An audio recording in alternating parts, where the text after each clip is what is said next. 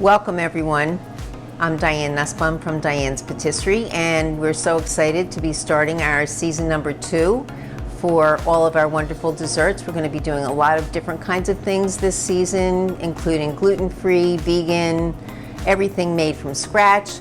And today we're working on a wonderful honey apple cake with fresh apples, and we're using a very pure type of honey, miel de acacia, which is one of the most pure types of honey that you can use in a recipe or just to eat by itself. It's captured directly from the beehive, and so it is a fabulous product. We're really excited to have it coming to the United States. So in my mixer, I have some shortening and I have some honey, which we're mixing with a wire whisk. It's important to use the whisk on this recipe to get the proper volume on the recipe.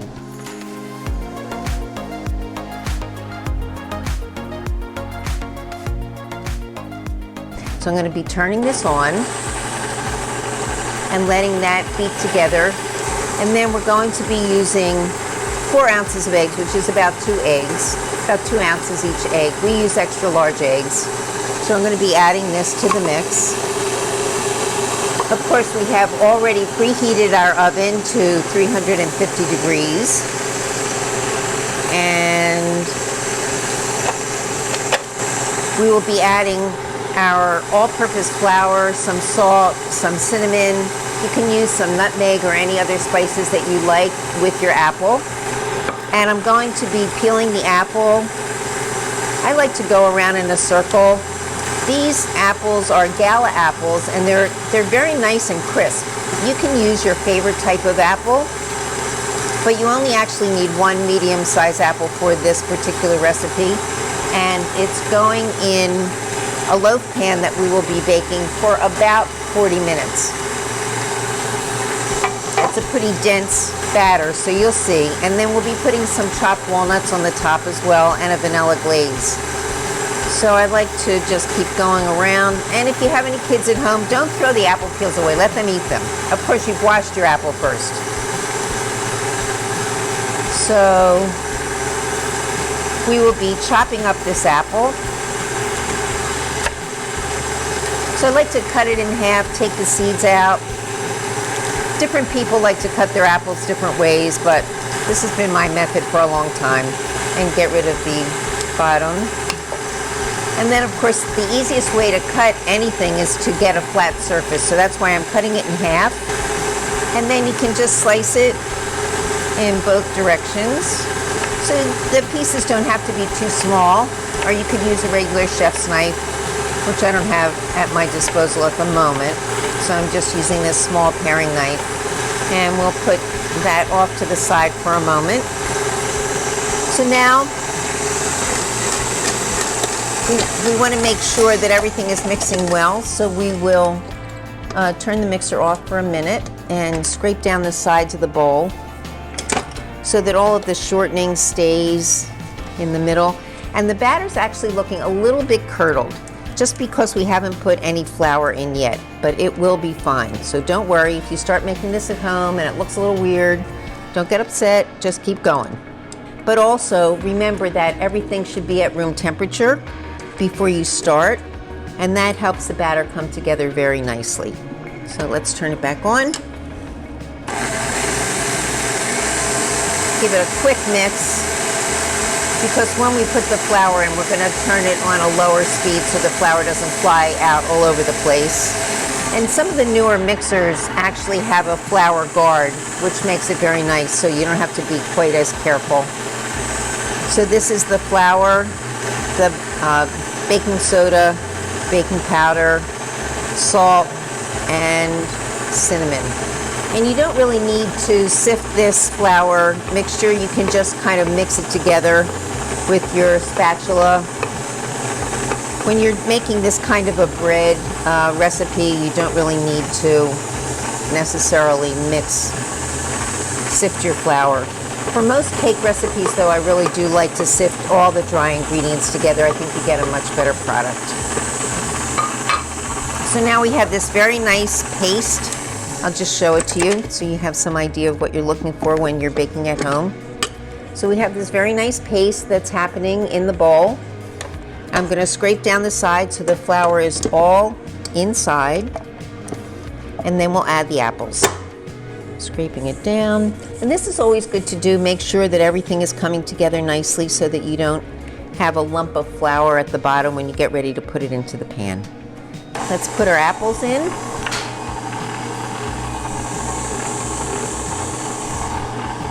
This is so delicious for like a nice afternoon tea, or if you're having a brunch, you could be serving this apple cake. And it's a little bit different than a Jewish apple cake, a little bit more hearty. So you don't need to mix it very long. So we have lined our pan because it is a little bit sticky, and we're going to make a honey glaze to put on it as soon as it comes out of the oven as well. So using a piece of parchment paper, or if you don't have that, you can use aluminum foil, which works really well to grease or secure your pan so that nothing will stick. It smells so good. And we're getting into apple season, so you have lots of wonderful apples to choose from. And you can see it will make a very nice sized loaf. So this is a 9 by 13 inch pan, and if you wanted to make it in a loaf, in a larger loaf pan, you can just double the recipe, or if you wanted to make it in a sheet pan, you could triple the recipe and make it even a bigger size if you're having more people. So it works very, very well, double, triple, any way you'd like to use it. So just spreading it out in here very, very well. So you can see, I'm going to show you the pan. It comes up about halfway in your pan, and it really puffs up in the oven, bakes just beautifully. And then of course, to test it to see if it's done, you're going to use a toothpick after about 30 minutes, because everybody's oven is a little bit differently.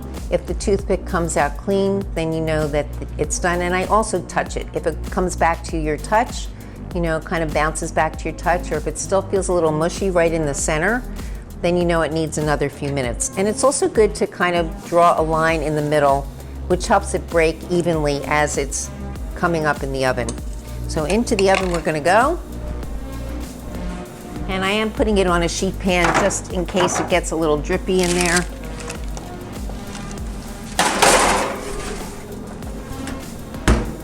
And we'll set our timer for 30 minutes, just so that we can check on it. So in the meantime, we're going to warm the honey glaze, which is some butter and some honey, and get that ready for when the cake actually comes out of the oven.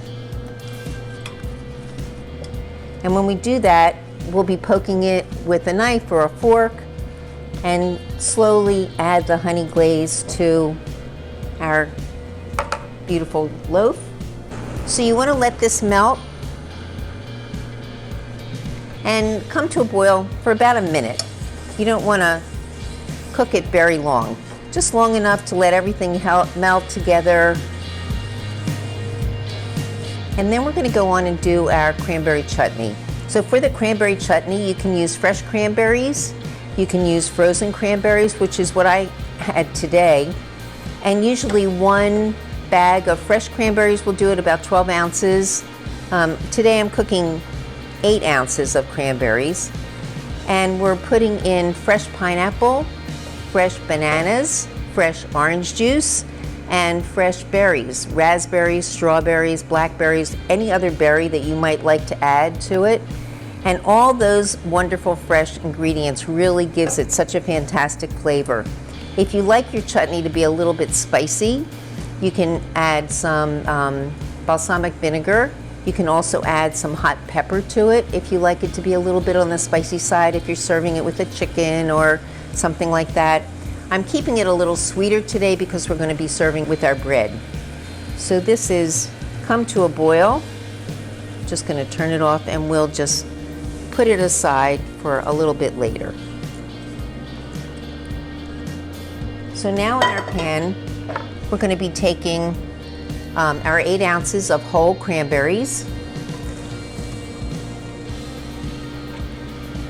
And this is one of my very favorite things to make. I love this dish. We make it every year for Thanksgiving. this was one of the recipes that my mom always used to make for our Thanksgiving dinner to eat with our turkey.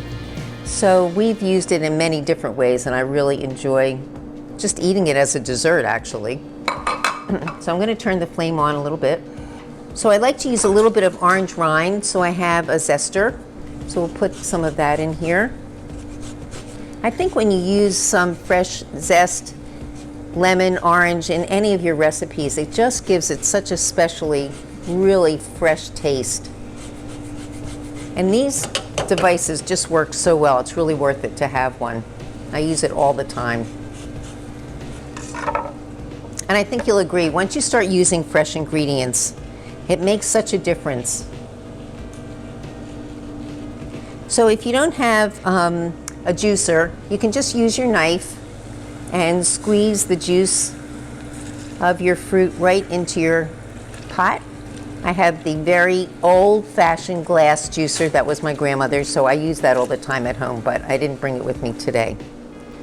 So we're cooking these cranberries until they start to pop their skins. And then we'll be adding the fresh fruit. It's looking good. Put that off to the side.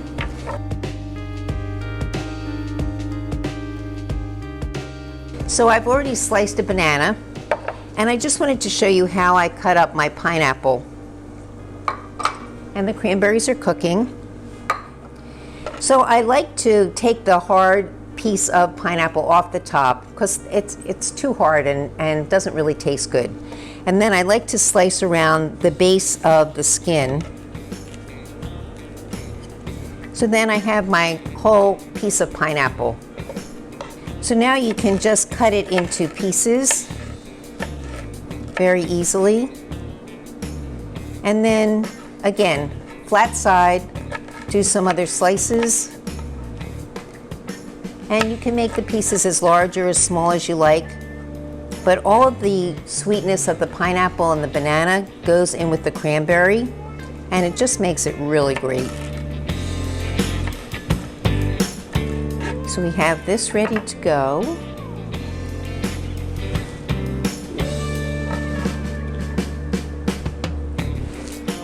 And then I've also cut some strawberries, some blackberries, and some raspberries to add to this as well. So it's almost like a fruit salad, a cooked fruit salad. I think the bananas give it that special flavor as well. So our cranberries are still cooking. They haven't quite popped their skins yet.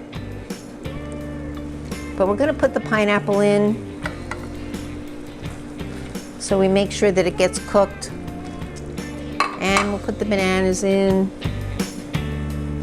So this was just one banana, but you can use 2 or 3 depending upon how many people you want to serve and who likes the most fruit, whichever fruit your family likes the best. I find that my grandchildren really love having the bananas in here, so we usually add a couple extra. And then also the strawberries and the blackberries. We're going to let that cook down. I also like to do a little vanilla glaze on our cake. So I've taken some confectionery sugar. I'm going to add a little bit of water to this and a little bit of vanilla to make it into kind of a very light glaze. Very easy to make a simple glaze at home that you can put on any dessert that you're serving. If you have a pound cake, if you want to do some fresh fruit and pound cake, you can always drizzle with this vanilla glaze as well. I need a little water, which my assistant's going to get for me, and in the meantime I'm going to put a little bit of vanilla in here.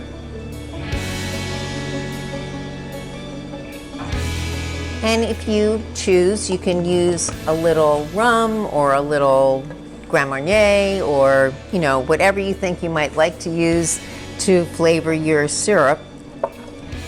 But for today we're just doing water. Thank you. I don't really measure this because it depends how thick or how thin you want the glaze to be. So I just start with a little bit of water and just start mixing to see whatever thickness we can get to. And there was a little bit stuck in the bottom before we even started, so it's kind of giving me a hard time, but no worries. So the good thing about this is if you put too much water, the only thing you have to do to make it better is add some more confectionery sugar, which I have right here.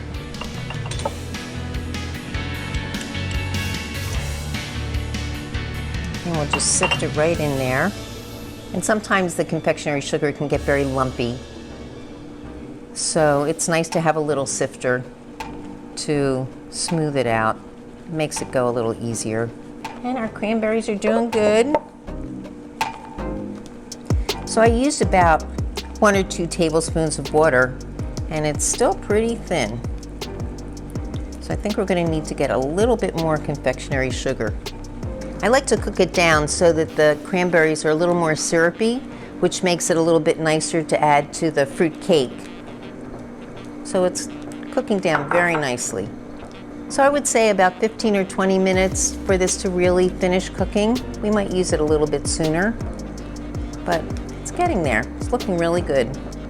You can also put a cinnamon stick in this mixture if you have them at home.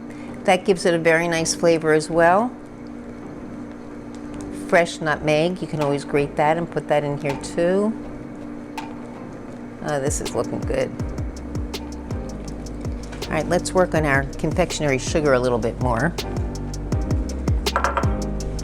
We have a little bit more in here. And I think we'll be ready to plate some of our delicious dessert in just a minute. All right, I think we're very close to our glaze here. Yeah, now we're getting there. So it's getting a lot thicker. And the whole point is to drizzle it so it doesn't need to be very, very thick.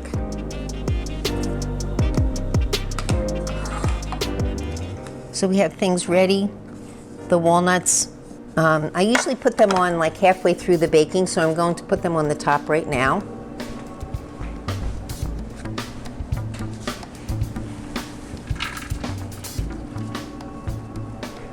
And that way they don't fall to the bottom while it's baking. So let's take our beautiful apple honey bread.